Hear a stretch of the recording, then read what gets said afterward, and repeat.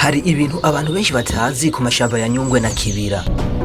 Iyo umuntu yumvise aya mazina akenshi yiyumvira ibiti, imvura n'ahantu hakorerwa ubukerarugendo buhambaye. Ariko kandi hagati muri aya mashamba yijimye hari isi itandukanye cyane niyo twebwe tubako. Iyi ni isi ibamwe ibiremwa bidasanzwe, ibiremwa bamwe mu babihiga bamaze imyaka myinshi cyane batabibona. Ibindi bikaba biboneka rimwe mu myaka myinshi cyane, ibindi navyo biteye ubwoba cyane ku buryo bituma abarinda zino pariki bagendana ubwoba bwinshi cyane mu masaha y'ijoro.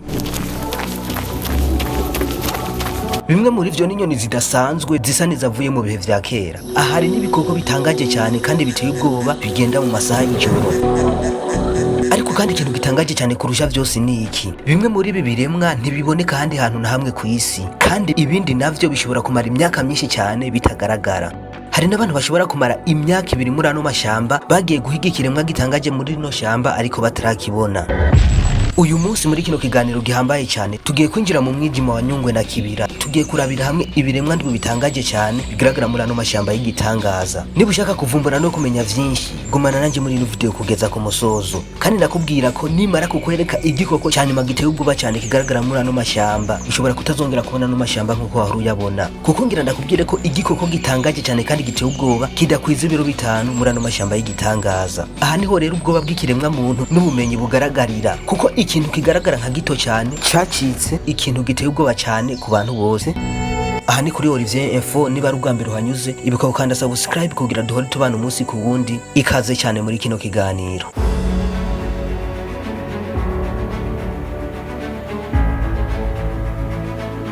Mu gitondo cyo hagati mu ishamba rya Nyungwe na Kibira hari igihe wumva ikintu kigurukira hejuru y'ibiti muri ano mashamba, amababa manini cyane anyiganyiga buhoro buhoro.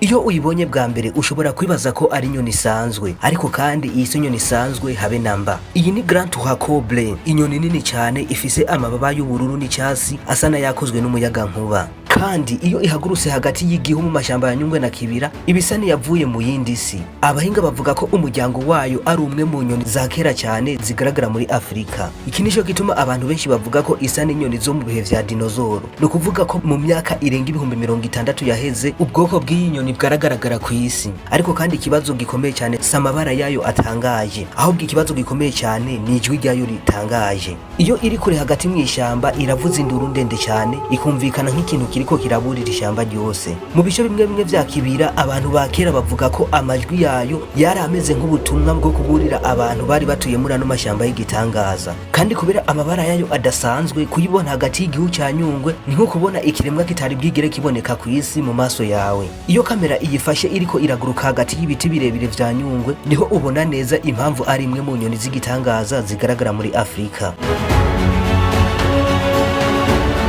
Hambavu y'inyoni idasanzwe Grand Touhacoble, musi y'amazi akonje cyane ava mu ishamba rya Nyungwe na Kibira hari umwansi abantu benshi batigeze babona. Iyi nyamaswa yitwa Loutre à jouer branche du Congo, inzivyi. Iki ni igikoko cy'amazi kigenda bucece, kitagira urusaku na ruto, ariko gifise ubwenge buhambaye cyane muri ano mashamba y'igitangaza ya Nyungwe na Kibira. Mu gihe amafi menshi yihisha hagati y'amabuye mu nzuzi zo muri Nyungwe na Kibira, iyi nyamaswa yo ibitegerereje hafi cyane kugira ngo yafate. Iyi ifise amenyo akomeye, amaso ashobora kubona neza mu mazi yijimye, n'umubiri ushobora kwihuta cyane hagati y'imigezi yo mu misozi. Ariko kandi ikintu gitangaje cyane nuko abantu benshi baba hafi y'aya mashamba batigeze babona neza iki gikoko n'amaso yabo. Ni kubera ko gikunda kugenda ijoro kandi gihunga cyane ikiremwa muntu.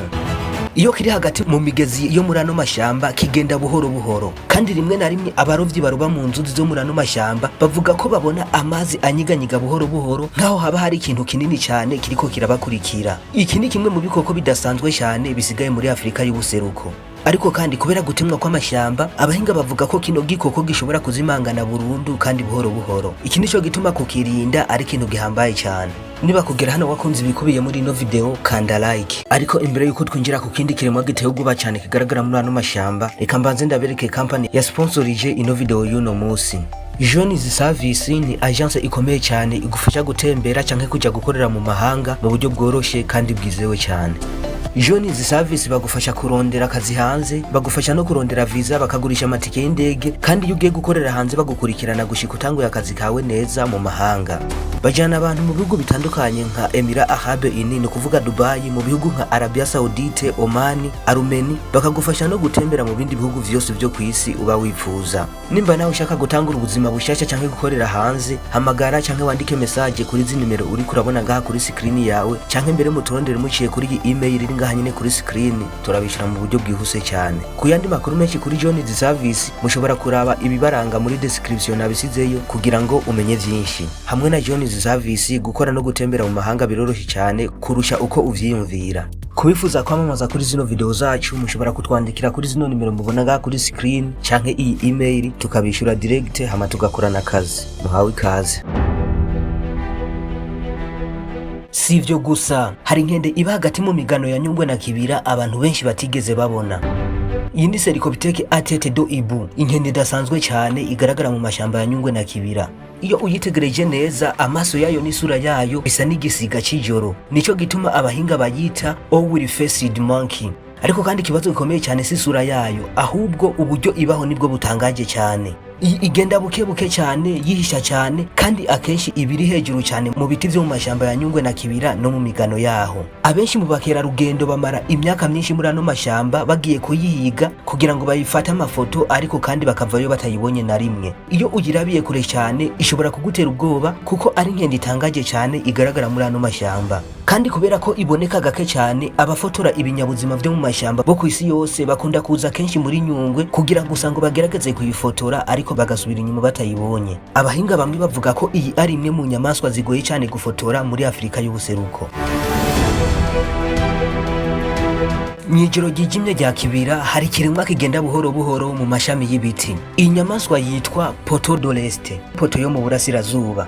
Iyo uyibonye ibisa na gakoko katagira inguvu, ariko kandi icyo abantu benshi batazi ni iki: iyi nyamaswa ifise amagufa atyaye cyane mu izosi ryayo no mu mugongo, akora nk'inkinzo y'amahwa ku bansi bayo. Iyo ihuye n'umwasi yegeranya umubiri, maze aya magufa agakora nk'inkinzo ikingira umutwe wayo n'ibindi bice bigaragara hejuru. Ubu n'uburyo bwo kwirinda budasanzwe ku nyamaswa zo mu ishyamba. Kandi kubera ukuntu igenda buhoro buhoro, hari abantu benshi batamenya neza ko iri hafi yabo mu masaha y'ijoro. Amaso yayo manini cyane ashobora gutuma ibona neza mu mwijima mu masaha y'ijoro, ikamera nk'ikintu kidasanzwe kigaragara muri ano mashamba y'igitangaza. Iyo ifashe amashami y'ibiti n'amaboko yayo mato mato, igenda buhoro buhoro hagati y'ano mashamba, ibisa nk'ikiremwa kigaragara mu mafilime ateye ubwoba. Kubera ko ikunda guhiga mu masaha y'ijoro, abantu benshi babayeho imyaka myinshi batarabona ino nyamaswa na rimwe mu buzima bwabo.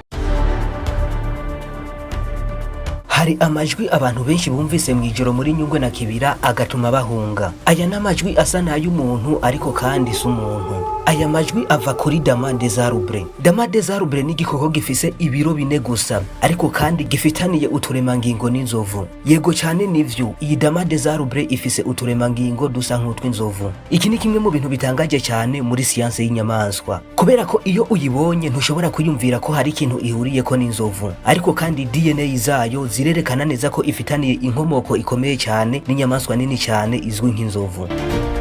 Ariko kandi ikintu giteye ubwoba kurusha ni uburyo irira mu masaha y'ijoro. Ijwi ryayo rirerire cyane, rimwe na rimwe riba rimeze nk'iry'umuntu ariko aratabaza hagati mu mashamba ya Nyungwe na Kibira. Iyo uryumvise bwa mbere ushobora kwibaza ko hari umuntu yazimiriye hagati mu mwijima wa Nyungwe na Kibira, ariko kandi aba ari inyamaswa ya Dama des Arbres. Iki nico gituma abantu benshi bakera bavuga ko aya mashamba avuga. Nijoro amajwi yayo aca hagati mu mababi y'ibiti agakubita ku biti, maze ishamba ryose rikamera nk'iryuzuye abazimu. Iki nico gituma abahinga bavuga ko rino ari rimwe mu mashamba ateye ubwoba cyane hano mu karere. Mu mashami y'ibiti vya Nyungwe na Kibira hari inzoka ishobora kukuraba amasaha menshi cyane wewe utayibonye. Iyi nzoka yitwa Vipère higoreuse de buisson, inzoka y'igitangaza igaragara mu mashamba ya Nyungwe na Kibira. Amabara yayo arahinduka ubururu, icyatsi na orange. Ibi bituma yinyegeza neza hagati y'ibimera. Ariko kandi ikibazo nyamukuru suko isa. Ikibazo n'ubumara bwayo butangaje kandi buteye ubwoba. Ubumara bwayo bushobora gusenya umubiri w'umuntu canke w'ikindi kiremwa mu buryo bukomeye cyane. Kandi mu bishe byinshi vya Afrika nta miti ihari ihagije yo kuvura ubumara bw'ino nyamaswa. Iyi ni imwe mu nzoka zitinywa cyane n'abakora ubushakashatsi mu mashamba y'imvura rainforest, kandi kubera uburyo yinyegeza butangaje ushobora kuyegera cyane itikakaza habe na gato.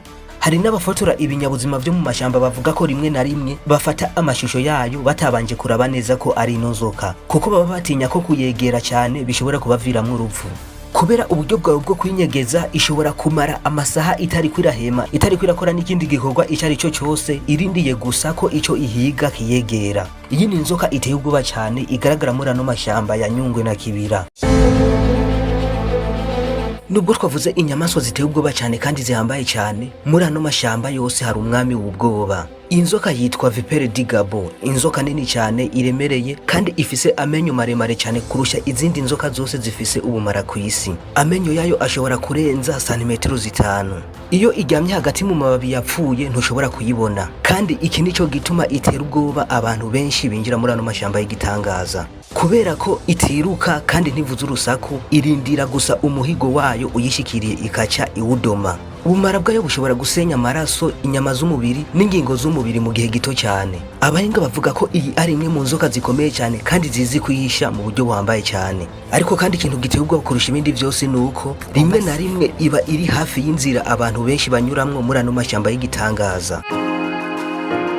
Hari ikintu gitangaje cyane abantu benshi batigira babona igihe bavuga Nyungwe na Kibira. Mu vy'ukuri nubwo aya mashamba agaragara nk'abiri, iri n'ishamba rimwe. Ibiti ni bimwe, imvura ni imwe, inyamaswa ni zimwe, n'umwuka uri hagati muri ano mashamba ni umwe. Ariko kandi iyo ugeze ku ruhande rw'u Rwanda uhasanga amahoteli akomeye cyane, imihora y'abakerarugendo, amasoko mpuzamakungu, amashusho meza cyane yerekana natire ya Nyungwe n'ibikorwa bikomeye cyane vyinjiza amafaranga menshi mu madolari y'abanyamerika. Ku ruhande rwa Nyungwe u Rwanda rwashoye amamiliyoni menshi y'amadolari mu kubaka amabarabara meza, ibiraro bikomeye cyane vya Canopy Walk, amahoteli yo ku rwego mpuzamakungu na marketing ikomeye cyane ya Visit Rwanda. Uno munsi Nyungwe National Park yakira abakerarugendo barenga 25,000 ku mwaka. Abakerarugendo benshi bishura amafaranga menshi kugira gusa bagendere hejuru y'ishamba kuri Canopy Walk canke kugira ngo babone ingagi hagati mu mwijima wa Nyungwe. Kandi aya mafaranga afasha igihugu kwinjiriza amamiliyoni y'amadolari biciye mu bukerarugendo, amahoteli, ubutembere n'akazi gahabwa abaturage baho. Ariko iyo urenze gato ukinjira ku ruhande rw'u Burundi, Kibira National Park iracabise ibara rikomeye cyane, imvura ihambaye n'amabanga akomeye. Nubwo ivyo vyose bihari, ku ruhande rwa Kibira mu Burundi iri shamba ntirirashobora kuvarorizwa ngo ritangure kurekura amafaranga menshi nkuko Nyungwe ibikora. Kibira ifise ibikoko bidasanzwe, inyoni zidasanzwe n'amashamba ya kera cyane muri Afrika. Ariko kandi ntiraronka investissement nini nk'iyo Nyungwe yaronse. Aha ntihari ibikorwa byinshi by'ubukerarugendo mpuzamakungu, ntihari marketing nini yo kwegera isi yose, kandi abakerarugendo bahashika ni bake cyane ugereranije na Nyungwe. Ibi bisigura ko mu gihe Nyungwe yahindutse machine yinjiza amafaranga menshi biciye muri natire, Kibira yo iracyafise potentiality nini cyane itarugurwa habe na gato. Ariko kandi ikibazo gikomeye cyane ni iki: ni gute ishamba rimwe rishobora kugira agaciro gatandukanye gutyo? Ukuri guhambaye cyane nuko kugira natire vyonyene ntibihagije. Ibi bisaba vision ikomeye cyane, bisaba investissement kandi bigasaba marketing n'ukwereka isi yose ko ayo mabanga akwiye kubonwa n'abantu benshi. Kandi kumbure mu myaka iza Kibira nayo ishobora kuba kimwe mu bibanza bikomeye cyane by'ubukerarugendo muri Afrika y'ubuseruko, kuko mu vy'ukuri aya mashamba abiri afise umutima umwe kandi iri n'ishamba rimwe. Nyungwe na Kibira si amashamba asanzwe habe na gato. Iyi ni isi itandukanye cyane niyo twebwe tubako. Iyi ni isi bamwo ibiremwa abantu benshi batarigira babona mu buzima bwabo. Kandi hagati y'aya mababi hari ibintu vyerekana ko kamere igifise amabanga menshi kurusha uko abantu tuvyiyumvira. Iri ni shamba rihumeka kandi shamba ryibuka amabanga menshi cyane. None wowe reka ndakwibarize kino kibazo gihambaye cyane. Muri ibi biremwa ndwe bitangaje cyane bigaragara muri ano mashamba ya Nyungwe na Kibira, nishaye kiremwa cyaguteye ubwoba canke cyagutangaje kurusha ibindi vyose? Tanga igitekerezo cyawe muri comment. Niba ukunda ibiganiro nk'ibi, amabanga ateye ubwoba n'ibindi biremwa bitangaje, kandi subscribe kugira ngo duhore tubana umunsi kundi hano kuri Olivier Info, kuko hano ntitwerekana ibiremwa bitangaje canke isi mu buryo bworoshe, ahubwo tukwereka ibintu abantu benshi badashobora kukwereka kandi utarigera ubona. Niba wakunze ibikuye muri no video yose, ibuka kuyisangiza abandi. Ni na hano dusoreje kino kiganiro cyacu, dusubire muri video y'ubutaha.